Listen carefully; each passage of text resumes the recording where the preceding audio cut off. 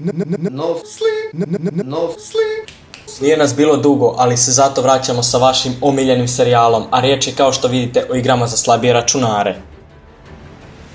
Prva igra koju ću vam predstaviti je Punisher, igra iz 2005. u kojoj se kombinuje stealth, istraživanje i borba. Grafika je zadovoljavajuća s obzirom na datum izlaska i mogućnost igranja iz trećeg lica. Malo slabije poznata igra za koju vjerovatno niste čuli, ali ne očajavajte, i mi smo skoro čuli za nju. Malo smo je zaigrali i imamo dosta dobre utiske o samoj igri. Nema šta puno da se kaže o samoj priči, odnosno nećemo puno otkrivati kako bi imali motive za igrati istu.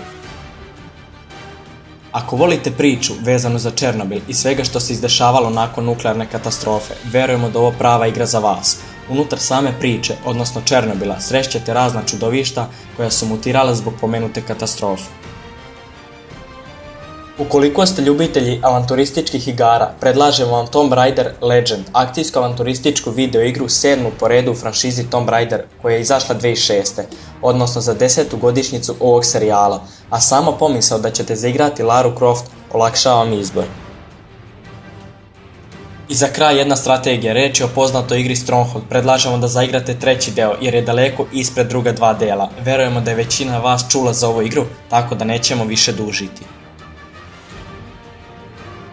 I to bi bilo to što se tiče ovog klipa, uskoro klip povodom 10.000 subscribera. Do sljedećeg viđenja, uživajte!